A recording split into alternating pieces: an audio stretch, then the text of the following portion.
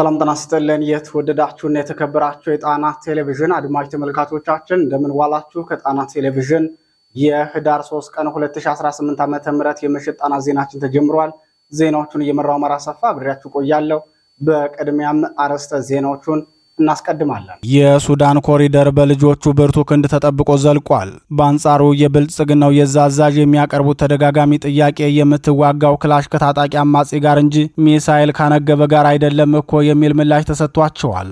ከድሮን እስከ ሄሊኮፕተር ከከባድ መሳሪያ እስከ ሜካናይዝድ ተጠቅመው ፋኖን ከቋራና መተማ ማራቅ ያልቻሉት የብልጽግናው ጄኔራል ተስፋ የቆረጡ ይመስላል። የዛሬው የቀጠናው ውሎ በዜናችን ይደመጣል። ብልጽግና ወሎ ላይ 2 ጊዜ ተመቷል። በርካታ ሰራዊቱ በውጊያው እርምጃ ሲወሰድባቸው፣ ቀሪዎቹ ደግሞ ስናይፐርን ጨምሮ ሙሉ ትጥቃቸውን እንደያዙ ፋኖን ተቀላቅለዋል። የውሎው ተጋድሎ የምሽቱ ዜናችን አካል ነው። ዝርዝሩ ይቀርብላችኋል። ለአመሳት ወለደች እንዳትል ሰው ፈጃት እንዳትጥለው ልጅ ሆነባት እንዲሉ ህወሓት የትግራይን ህዝብ ለከፍተኛ ሰቆቃ ዳርጓቸዋል። መቀሌ ከባድ ውጥረት ላይ ናት። ህዝቡም ከቤት ወጥቶ ባንክ ቤት በራፍ ላይ ተሰልፎ መዋል ቋሚ ስራው ሆኗል። የጦርነት ስጋት ያጣለበት የመቀሌ አሁናዊ ሁኔታ በዜናችን የተዳሰሰ ነው፣ ይደመጣል። አቶ ታዬ ደንዳን በ2 ክሶቻቸው ነጻ ብሎ የፈረደው የብልጽግናው ፍርድ ቤት በአማራ የህሊና እስረኞች ላይ ክሱን አጥብቆባቸዋል። በእነ መስከረም አበራና ክርስቲያን ታደለ ላይ የብረታው የብልጽግናው አቃቢ ህግ ለታዬ እንዴት ሊላላ ቻለ የሚለውን ዜናችን በዝርዝር ያስደምጣችኋል። በዕለቱ ልዩ የትንታኔ ዘገባ አሰናድተናል። የትንታኔ ዘገባችን ወደ ቀይ ባህር ይወስደናል። የአረብ ሊግ ሀገራት የሚያደርጉትን የባህር ላይ ልምምድ እናስዳሰሳችኋለን። በዚህ የቀይ ባህር ወታደራዊ ልምምድ ዙሪያ የተሰጡ ሞራ አስተያየቶችን የቆዩ ሰነዶችንና አሁናዊ መረጃዎችን አሰባስበን ያሰናዳን የትንታኔ ዘገባችን ሰዓቱን ጠብቆ ይቀርብላችኋል።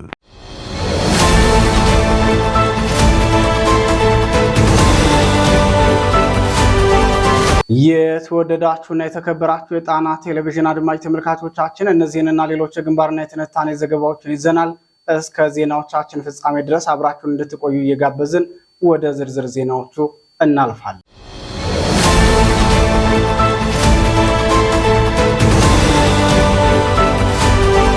ወደ ቀዳሚው ዜናችን አመራን።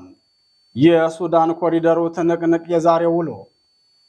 የአማራ ፋኖ ብሔራዊ ኃይል ደጃዝማች በላይ ዘለቀ የሱዳን ኮሪደርን ከብልጽግናው ነፃ ለማድረግ ብርቱ ተጋድሎ እያደረገ ይገኛል። በዛሬው ዕለትም የዙ የተለያዩ ክፍለ ጦሮች ከቋራ እስከ መተማ ቁጥር 1 ድረስ ብርቱ ትንቅንቅ በማድረግ በብልጽግናው ሰራዊት ላይ ታላቅ ድል ተቀዳጅተዋል። የብልጽግናው ሰራዊት ሰሜን ምዕራብ ዕዝ ዋና አዛዡ ጄኔራል ብርሃኑ በቀለ በዳዳ በተደጋጋሚ ላለቆቻቸው ከሚያቀርቧቸው ሪፖርቶች መካከል ቀዳሚው በዚህ ቀጠና የተሰማራውን ጽንፈኛ ሙሉ በሙሉ ለማጽዳት የሰራዊት ጭማሪና የአየር ኃይል ድጋፍ ይሰጠን የሚል ነው። በተደጋጋሚ ጥያቄያቸው መሰረትም የድሮን ድጋፍ ተደርጎላቸዋል። በቅርቡ ቋራ አውራጃ የጽንፈኛው መሪዎችን በድሮን ገድያለሁ ብሎ የብልጽግናው የሚዲያ ክንፍ መረጃውን ማሰራጨቱ አይዘነጋም።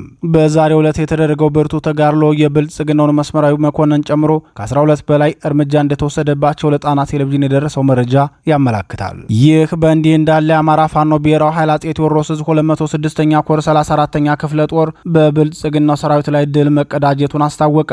በተጋድሎም የብልጽግናው ሰራዊት ከሎማሜ ከተማ ተነስቶ ወደ የሰንበት ከተማ እየተንቀሳቀሰ በነበረበት ሰዓት የአፄ ቴዎድሮስ 206ኛ ኮር 34ኛ ክፍለ ጦር መብረቁ ሻለቃ ከየቀዝቀዝ እስከ ነብርማ በመዘርጋት ባደረገችው ትንቅንቅ ታላቅ ጀብድ ተፈጽሟል ሲል የኮሩ ቃል አቀባይ ክፍል አስታውቋል። ውጊያው ከረፋዱ 5 ሰዓት እስከ 8 ሰዓት የተካሄደ መሆኑን የገለጸው የኮሩ ቃል አቀባይ ክፍል የብልጽግናው ሰራዊት ተጨማሪ ኃይል በሌላ አቅጣጫ ከወጀል በማስነሳት አስጠግቶ የነበረ ቢሆንም የሻለቃዋ ብርቱ ተጋድሎ የብልጽግናውን ሰራዊት ቆሳዊና ሰዋዊ ኪሳራ አድርሰውበታል። የኮሩ ቃል አቀባይ ስለ ተጋድሎ ሲገልጽም በራሱ ተነሳሽነት ትንኮሳ ያደረገው ጠላት የተደረገበትን ጥቃት መመከት ተስኖት ከየት ኖራ ወታደራዊ ካምፕ በፔፔና ዙ 23 የታገዘ ተጨማሪ ኃይል ቢያሰማራም በመብረቁ ሻለቃ ከፍተኛ ኪሳራን አስተናግዶ ወደ ሉማሜ ከተማ ተመልሷል። ሰዓታትን በወሰደው ለአስጨራሽ ፍልሚያ ጠላትን በሚገባ የመከቱት የ206ኛ ኮር አካል የሆኑት 34ኛ ክፍለ ጦር መብረቁ ሻለቃ 200 ጥይት የያዘ የብሬን ሽንሽል፣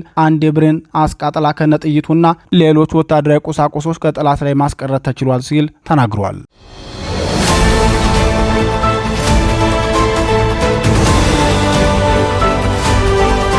ወደ ተከታዩ ዜናችን እናልፋለን።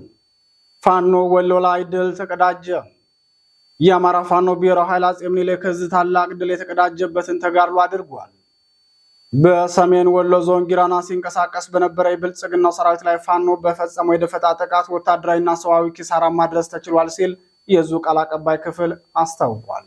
የአፋባ ምስራቅ አማራ ኮር አንድ ባለሽርጡ ክፍለ ጦር በፈጸመው በዚህ የደፈጣ ጥቃት ከ10 በላይ የብልጽግናው ሰራዊት እርምጃ እንደተወሰደበት ታውቋል። በክፍለ ጦሩ 3ኛ ሻለቃና የኮሩ ቃኝ ቡድን በጋራ በሰሩት ድንገተኛ ኦፕሬሽን በሰሜን ወሎ ዞን ጊራና ዙሪያ ልዩ ስሙ ኮልቦ የተባለ ቦታ ላይ የብልጽግናው ሰራዊት ሙትና ቁስለኛ መሆኑ የተገለጸ ሲሆን በደፈጣ ጥቃቱ ፋኖ በርካታ የነፍስ ወከፍ መሳሪያ ከነተተኳሹና የቡድን መሳሪያ ማግኘት ችሏል። የዙ ቃል አቀባይ ክፍል የተጋድሎውን ዝርዝር መረጃ ሲገልጽም ፋኖ በፈጸመው የደፈጣ ጥቃት የጠላትን ሰራዊት ሙትና ቆስለኛ በማድረግ የብልጽግናው ሰራዊት ባውደ ውጊያ የተጎዱ የሰራዊት አባላቱንም ማንሳት እንዳልቻለም ገልጿል። በዚህም በርካታ ክላሽንኮቭ ከነተተኳሹና ብሬን ከነተተኳሹ አግኝተናል ብለዋል። በሌላ ዜና የብልጽግናው ሰራዊት ከመሸገበት እየከዳ ፋኖን እየተቀላቀለ መሆኑን የገለጸው የአማራ ፋኖ ብሔራዊ ኃይል አጼ ምኒልክ ዕዝ ቃል አቀባይ ክፍል አስታውቋል። በዛሬው ዕለትም የብልጽግናው ሰራዊት ስናይፐር እንደያዙ የአማራ ፋኖ ብሔራዊ ኃይል አጼ ምኒልክ ዕዝ አንደኛ ኮርን መቀላቀላቸውን የዙ ቃል አቀባይ ክፍል ገልጿል። የአጼ ምኒልክ ዕዝ ቃል አቀባይ ክፍል ወደ ፋኖ የተቀላቀሉትን የብልጽግና ሰራዊት አባላትን አስመልክቶ ለመገናኛ ብዙሃን በላከው መረጃ የሰራዊቱ አባላት 1 ስናይፐር እና 5 ክላሽንኮቭ ከነሙሉ ተተኳሹ ይዘው ወደ ምስራቅ አማራ አንደኛ ኮር ገብተዋል። እነዚህ ወንድሞቻችን ወደ ፋኖ ሲመጡ ደማቅ አቀባበል አድርገንላቸዋል ብለዋል። የብልጽግናው ሰራዊት ፋኖን የሚዋጋበት አጀንዳና መሰረታዊ ዓላማ የለውም ያለው የአፋባ አጼ ምኒልክ ዕዝ ቃል አቀባይ ክፍል በዚህ የተነሳም የብልጽግና ሰራዊት በየቀኑ ሙሉ ትጥቁን እንደያዘ ወደ ፋኖ እየተቀላቀለ መሆኑን ገልጾ ከትግል መውጣት የሚፈልገውንም ፋኖ ተቀብሎ ወደሚፈልገው ቦታ እንደሚልከው አስታውቋል። የብልጽግናው ስርዓት በየጊዜው የሚጎስመውን የጦርነት ነጋሪት ተከትሎ ሰራዊቱ እየሸሸው ነው። ባለፉት 3 ወራት ብቻ ወደ ፋኖ የገቡት የሰራዊቱ አባላት ብዛት ከ2 ክፍለ ጦር በላይ የሚደርሱ መሆናቸው ለጣና ቴሌቪዥን የደረሰው መረጃ ያመላክታል። ፋኖን የተቀላቀሉት የሰራዊቱ አባላትን መንግስት አዲስ የጦርነት አዋጅ እየቀሰቀሰ ነው፣ መመሪያም እያወረደ ስለሆነ ራሳችንን ለማትረፍ ወደ ፋኖ ካምፕ መቀላቀልን ምርጫ አድርገናል ማለታቸው ተሰምቷል።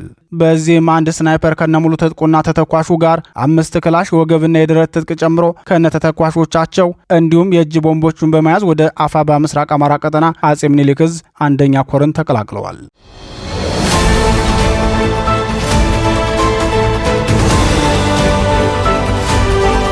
ክቡራትና ክቡራን ዜናዎቻችን እንደቀጠሉ ናቸው። መቀሌን ከባድ ስጋት ላይ የጣለው ክስተት ህወሓት በአፋር ክልል ላይ ወረራ ከፍቶ ጥቃት ካደረሰበት ጊዜ ጀምሮ በክልል ዋና ከተማ የንግድ እንቅስቃሴዎችና የሰዎች እንቅስቃሴ መቀዛቀዙ ተሰማ።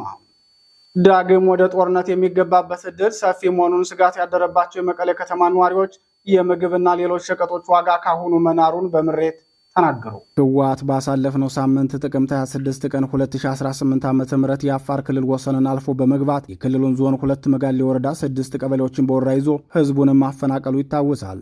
ያንን ክስተት ተከትሎም የብልጽግናው ስርዓት ድሮንን በመጠቀም የህወሓትን የጦር መሳሪያ ክምችት የጫኑ ተሽከርካሪዎችን ያወደመ ሲሆን በመቀሌ ከተማ ጨምሮ በተለያዩ የክልሉ አካባቢዎችም የድሮንና የጀት ቅኝት ማድረጉ አይዘነጋም። ይህ ክስተትን በትግራይ ክልል ህወሓት አሁንም ጦርነት ሊቀሰቅስ እንደሚችል ነዋሪዎች ስጋት ገብቷቸዋል። ስማቸውን ከመግለጽ የተቆጠቡ አንድ የመቀሌ ከተማ ነዋሪ አዲስ ማለዳ ለሚባለው ሚዲያ በሰጡት አስተያየት ጥቃቱ ተፈጽሟል ከተባለለት ጊዜ ወዲህ የቀደመው ጦርነት ይቀሰቀሳል በሚል ስጋት ነዋሪዎች ጭንቀት ውስጥ ገብተዋል። ነጋዴዎችም ሁኔታውን ተጠቅመው ለማትረፍ በምግብና ምግብ ነክ ባልሆኑ ሸቀጦች ዋጋ ላይ ከፍተኛ ጭማሪ አድርገውብናል ሲሉ ተናግረዋል። አብዛኞቹ ከፍተኛ ነጋዴዎችና አከፋፋዮች የህወሓት መሪዎችና የታጣቂ ቡድኑ መሪዎች የቅርብ ቤተሰብ ወዳጆችና የንግድ አጋሮች ናቸው። በአሁኑ ሰዓትም የጦርነት ስጋት ባንዣበበበት መቀሌ ከተማ የ5 ሊትር ዘይት ዋጋ ይሸጥበት ከነበረው 1500 ብር ወደ 1900 ብር ማሸቀቡን አመላክተዋል። በሌሎች የምግብ ሸቀጦች ላይም ከ20 እስከ 30 በመቶ የዋጋ ጭማሪ እንደተደረገባቸው ተናግረዋል። ይህ በወንድማማች ህዝቦች መካከል በየጊዜው የሚነሳ ግጭትና ጦርነት ለምን ያስፈልጋል የሚል ጥያቄ በህብረተሰቡ ዘንድ እንዳለ የተናገሩት አስተያየት ሰጪው በሸቀጦች ላይ ዋጋ ከመጨመር ባለፈ ምርቶቹ እየተደበቁ መሆኑንም ተናግረዋል። ሸቀጦቹ የሚደበቁት በህወሓት ታጣቂ ቡድን መሪዎች አማካኝነት መሆኑንም ነዋሪው ተናግረዋል። በቀደመው ጦርነት አብሮ አደግ ወንድሜን አጥቻለሁ የሚለው አስተያየት ሰጪ በበኩሉ በጭራሽ ወደ ጦርነት መገባት የለበትም። የመቀሌ ከተማ ከ2 ዓመቱ አውዳሚ ጦርነት ለማገገም እንቅስቃሴ ላይ ባለችበት በዚህ ሰዓት የተከሰተው የባለፈው ሳምንት ጥቃት ዛሬ ላይ ከተማዋን ወደ መቀዛቀዝ ነው የከተታት ሲሉ ነዋሪዎቹ መናገራቸውን አዲስ ማለዳ አስነብቧል። ጦርነቱ አይቀሬ መሆኑን የህወሓት መሪዎችና የታጣቂ ቡድኑ መሪዎች ደጋግመው መናገራቸውን ተከትሎ የመቀሌ ከተማ ህዝብ ገንዘብን ከባንክ ማውጣት በስፋት በመጀመሩ ባንኮች በደንበኞች ሰልፍ ተጨናንቀው ታይተዋል። ገበያዎችን በሸማቾች መጨናነቃቸውን የሚናገሩት የጣና ቴሌቪዥን ምንጮች በበኩላቸው ባንኮች ቢጨንቃቸው ጥሬ ገንዘብ የለም ብለው ምላሽ እየሰጡ ነው። ገበያውም ቢሆን ነዋሪው በሚፈልገው መጠን አቅርቦት የላቸውም ብለዋል። የትግራይ ህዝብ ጦርነትን በውል ያውቀዋል። ዳግም እንዲቀሰቀስ አይፈልግም።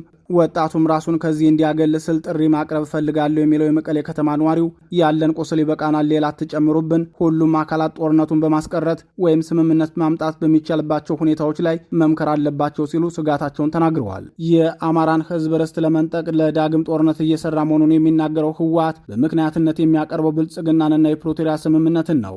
ብልጽግና በኢትዮጵያ ህዝብ በተለይም በአማራ ህዝብ ላይ ምን ያህል የተጠላ ስርዓት እንደሆነ ይታወቃል። ስርዓቱ በአማራ ህዝብ ላይ የዘር ማጥፋት ጦርነት ከፍቶ ከ2 ዓመታት በላይ ክልሉን ማውደሙ ይታወቃል። ይህን ሁኔታ እንደ መልካም አጋጣሚ መጠቀም የፈለገው ህወሓት ዋና ጠላቴ ብልጽግና ነው ብሎ በሚዲያ እየተናገረ ቢሆንም በግልጽ ጦርነት ለመክፈት የተዘጋጀው ግን በራያ ጠለምትና ወልቃይት በኩል ነው። የጦርነት ስጋት ያለባቸው የትግራይ ተወላጆች በተደጋጋሚ ጦርነት አንፈልግም፣ ሁሉም ኃይሎች ለድርድር ይቀመጡ ይላሉ እንጂ ጦርነቱን ዋና መርሆ ያደረገውን ህወሓትን በግልጽ ወጥተው ሊቃወሙ እንደሚገባ የፖለቲካ ተንታኞች ይናገራሉ።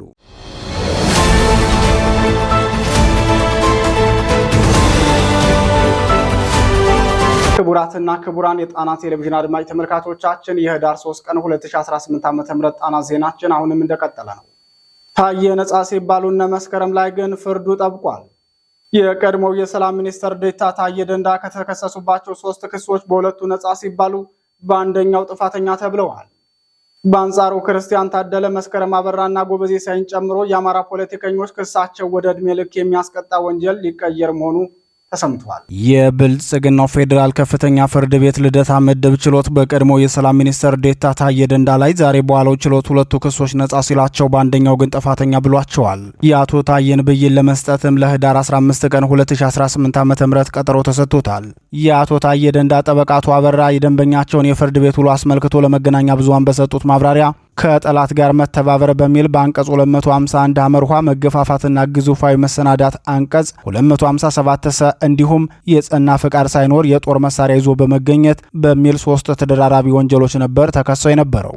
ይሁን እንጂ አቶ ታየ ደንዳን መዝገብ ሲመረምር የነበረው አንደኛ የጸረ ሽብርና የህገ መንግስታዊ ጉዳዮች ወንጀል ችሎት ዛሬ ህዳር 3 ቀን 2018 ዓ.ም ባስተላለፈው ውሳኔ ተከሳሹ ከተጠረጠሩበት ወንጀል ነጻ ናቸው ብሏቸዋል ሲሉ ተናግረዋል። አቶ ታየ ነጻ የተባሉባቸው ሁለቱ የመጀመሪያ ክሶች ማለትም ከውጭ ጠላት ጋር ማበርና የኦሮሞ ነጻነት ሰራዊትና የፋኖ ታጣቂዎችን ፕሮፓጋንዳ በማህበራዊ ትስስር ገጽ ማሰራጨት ከሚሉት ክሶች ነጻ ናቸው በማለት ወስኗል ተብሏል። አቶ ታየ በሁለቱ ክሶች በሚገባ በመከራከራቸው በአብላጫ ድምጽ በነጻ እንዲሰናበቱ ፍርድ መሰጠቱን የገለጹ ሲሆን በሶስተኛ ደረጃ ለቀረበባቸው የጸና ፈቃድ ሳይኖር የጦር መሳሪያ ይዞ መገኘት ወንጀል ግን ባቀረቧቸው ማስረጃዎች በበቂ ሁኔታ ማስተባበል አልቻሉም በማለት የጥፋተኝነት ፍርድ በሙሉ ድምጽ ሰጥቷል ብለዋል። ይህ በእንዲህ እንዳለ የአማራ ፖለቲከኞች፣ ምሁራንና ጋዜጠኞች የክስ ሂደታቸው አሁንም በአወዛጋቢ ሁኔታ እየሄደ ነው። በእነ ዶክተር ወንዶሰን አሰፋ መዝገብ የተከሰሱት እነ ጋዜጠኛ ገነት አስማማው፣ ዳዊት በጋሻው፣ ጎበዜ ሲሳይ፣ መስከረም አበራ፣ ፕሮፌሰር ማረጉ ባያብን፣ ዶክተር ሲሳይ አውግቸው፣ ዶክተር ወንዶሰን አሰፋን ጨምሮ በእነ አቶ ዮሐንስ ቦያለው የክስ መዝገብ የተከሰሱት አቶ ክርስቲያን ታደለ፣ ዶክተር ካሳ ተሻገር፣ ዶክተር ጫኔ ከበደና ሌሎችም ክሳቸው ባድሏዊነት ቀጥሏል። ምሁራኑና ጋዜጠኞቹን ጨምሮ የህሊና እስረኞቹ ክሳቸው ተሻሽሎና የመንግስትን መዋቅር ስርዓቱ ዜጎቹን ለማጥቃት እንዲጠቀምበት በመፍቀድ የስልክ ቅጃቸው ያለ ህግ ትዕዛዝ ከቴሌ እንዲወጣ ተደርጎ የምርመራው አካል እንዲሆን ተደርጓል። በዚህም እስከ ዕድሜ ልክ እስር ለማስፈረድ አቃቢ ህጉ ጥያቄ ማቅረባቸውን ባሳለፍነው ሳምንት መዘገባችን ይታወሳል። የብልጽግናው ከፍተኛ ፍርድ ቤት ፕሬዝዳንት ወይዘሮ ሌሊሳ ደሳለኝ አማራ እስረኞች ከሚፈቱ ስልጣኔን ብለቅ ይሻለኛል ሲሉ መናገራቸው ይታወሳል።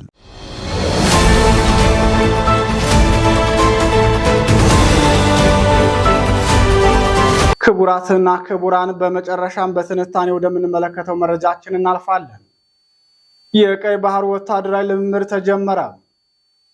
የአፍሪካ ቀንድ ቋሚ መገለጫ የሆነው የቀውስ ማዕከልነት ከብልጽግናው ሊቀመንበር ወደ ስልጣን መምጣት በኋላ ደግሞ እየበለጠ ብሶበታል።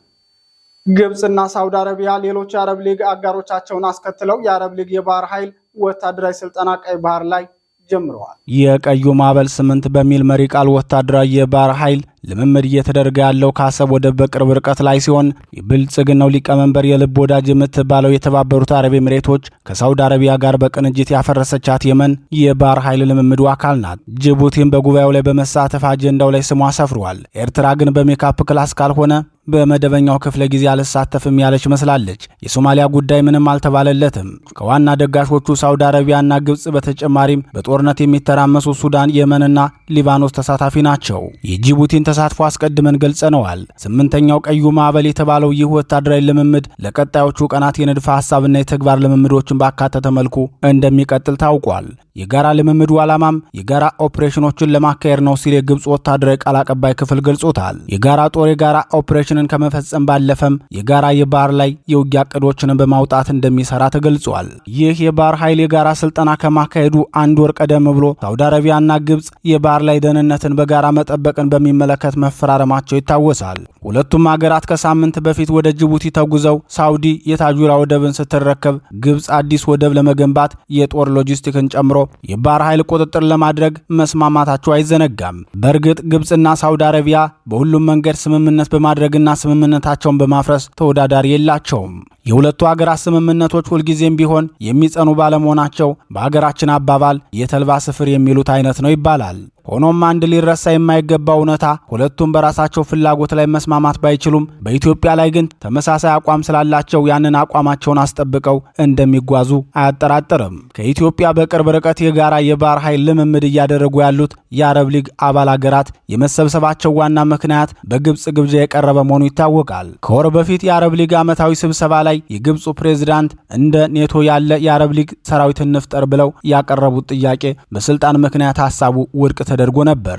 የጋራ የባህር ላይ ልምምድ ያስጀመረችው ግብጽ ዛሬ ደግሞ ናይሮቢና ፖርት ሱዳን ላይ ተገኝታለች። የግብፁ ፕሬዝዳንት አብዱል ፈታህ አልሲሲ ወደ ናይሮቢ ስልክ ደውለው ከዊሊያም ሩቶ ጋር ባደረጉት ውይይት የሱዳን ጉዳይ ተራ ጉዳይ አይደለም፣ ከግብጽ ብሔራዊ የደህንነት ዋስትና ጋር የተያያዘ ነው ብለው ሲናገሩ ውጭ ጉዳይ ሚኒስተሩ ባድር አብደላቲ በበኩላቸው ወደ ጄኔራል አልቡራን መስሪያ ቤት ፖርት ሱዳን ተገኝተው ዛሬም ነገም ከናንተ ጎን ነን ሲሉ ቃል ገብተው ተመልሰዋል።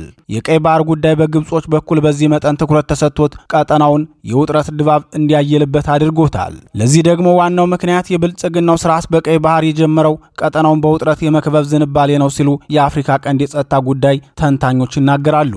የብልጽግናው አገዛዝ የባህር በርን ምክንያት በማድረግ ከሶማሊያ፣ ጅቡቲና ኤርትራ ጋር ውጥረት የፈጠረ ሲሆን በተለይም ከኤርትራ ጋር ወደ ጦርነት ለመግባት የመጨረሻውን ዝግጅት እያደረገ መሆኑን የብልጽግናው ሊቀመንበር በፓርላማ ተናግረዋል። ጦርነቱ ከተጀመረው ውጤቱ ምን ሊሆን እንደሚችል የታወቀ ነው፣ ኤርትራውያን አርፋችሁ ተቀመጡ ሲሉ በአደባባይ ዛቻ ያሰሙት የብልጽግናው ሊቀመንበር ባሳለፍናቸው 2 ሳምንታት ነበር። በዚህ የብልጽግና የጦርነት ዝግጅት የተነሳም ኤርትራውያን መሪዎች ሳይውሉ ሳያድሩ ወደ ካይሮ በመብረር በወታደራዊ ጉዳዮች ላይ መክረውና ዘክረው ተመልሰዋል። በምክክራቸው ማግስት ደግሞ የካይሮ ፈርዖኖች የመካ መዲናዎቹን ንጉሶች አስከትለው በሁለቱ ታጣቂዎችና በሊባኖስ ሄዝቦላ ተደግፈው ቀይ ባህር ላይ መርከብ አቁመው የውጊያ ልምምድ እያደረጉ መሆኑን በኩራት ገልጸዋል። የቀይ ባህር አጀንዳን በተመለከተ ኢትዮጵያን ከአሰብ ወደብ ውጭ ያደረጓት የአቶ መለስ ዜናዊ የበኩር ልጅ ሰምሃል መለስ ትናንት ከአዲስ ስታንዳርድ ሚዲያ ጋር ባደረገችው ቃለ ምልልስ ወደብ የብር ጉዳይ ነው፣ በቂ ገንዘብ ያለው ሁሉ ከየትኛውም ጎረቤት ሀገር ወደብን ተከራይቶ መቀጠል ይችላል። ለምሳሌ ኬንያ የላሙ ወደብን ገንብታ የፈለገ ማንኛውም አገር ገንዘብ ከፍሎ ይጠቀም ብላ ፈቅዳለች። ይህን አማራጭ ኢትዮጵያ መጠቀም ትችላለች በማለት በ1994 ዓ.ም አባቷ በፓርላማ የተናገሩትን እሷም ከ24 ዓመታት በኋላ ደግመዋለች። በወቅቱም አቶ መለስ ወደብ ሸቀጥ ነው፣ ገንዘብ ይዘን ወደ ፈለግነው አገር ሄደን መከራየት እንችላለን፣ የአስመራው መንግስት የአሰብ ወደብን የሚጠቀምበት ለግመል ማጠጫ ነው፣ ከፈለገ ግመል ያጠጣበት ሲሉ መናገራቸው አይዘነጋም። ስለሌለን እናልቃለን የሚባል ነገር ትርጉም የለውም። የ21ኛ ክፍለ ዘመን አስተሳሰብ አይደለም። የወደብ አገልግሎት እንደ ነዳጅ፣ እንደ ባንክ አገልግሎት፣ እንደ መኪና በገበያ የሚሸጥና የሚገዛ አገልግሎትና ሸቀጥ ነው። ተራራና ወንዝ መቁጠር አይደለም። ባህር የሚገባበት መሬት አለን የለንም አይደለም። አሰብ ወደብ ከሞላ ጎደል ባለፈው ጊዜ እንደተገለጸው የግመሎች ውሃ መጠጫ ቦታ ነው። ህወሓት ግብጽና የህወሓት የአገር ቤት ደጋፊዎች በሙሉ የብልጽግናው አገዛዝ በቀይ ባህር ምክንያት የከፈተውን አጀንዳ በጋራ እየተናበቡ ሲያወግዙት፣ ብልጽግናው በበኩሉ የባህር በር ወይ ሞት ብሎ በአቋሙ የጸና ይመስላል። በሌላ በኩል ደግሞ እንደ ኢትዮጵያ ያለ ትልቅ አገር የባህር በር ያስፈልጋታል፣ ይህንን ጥቅሟን ደግሞ ማስጠበቅ የምትችልባቸው ከበቂ በላይ ምክንያቶች አሏት ሲሉ እንደ ዶክተር ያዕቆብ ኃይለማርያም ያሉ አገር ወዳድ ምሁራን ደጋግመው ሲናገሩ ቆይተዋል። ዳጎስ ያለ ታሪካዊ ሰነድ ተብሎ የሚጠቀስ መጽሐፍም ጭምር አሳትመው ለንባብ አብቅተዋል። የፖለቲካና ዲፕሎማሲ ተንታኙ አቶ በለጠ በላቸውም በተመሳሳይ በዚህ ጉዳይ ብዙ ትንታኔዎችን ሰጥተው ዳጎስ ያለ መጽሐፎችንም አሳትመዋል። አሁንም የተሻለ የመፍትሄ መንገዶችን በመጠቀም ኢትዮጵያን ከባህሩ የማስገባት ስራ እንዲሰራ ጥሪ የሚያቀርቡ ምሁራን አሉ። በዚህ ጉዳይ አስተያየታቸውን ለጣና ቴሌቪዥን የሰጡ የፖለቲካ ተንታኞች በበኩላቸው ህወሓት ወደ ትግል ሲገባ ጀምሮ ኢትዮጵያንና የቆመችባቸውን አማዶች ጠልቶ ስለገባ ስለ ቀይ ባህር ጉዳይ በጎ እይታ ይኖረዋል ተብሎ አይጠበቅም። ብልጽግናም ቢሆን የቀይ ባህርን አጀንዳ ያነሳው ያጣውን ቅቡልነት ለማስመለስ እንጂ የባህር በሩን ለማስመለስ የሚያስችል ፖለቲካዊም ዲፕሎማሲውም ሆነ ወታደራዊ አቅም የለውም። ኢትዮጵያ የባህር በር ባለቤት የምትሆነው ከብልጽግናው ውድቀት በኋላ ህዝባዊ መንግስት ሲመሰረት ብቻ ነው ይላሉ።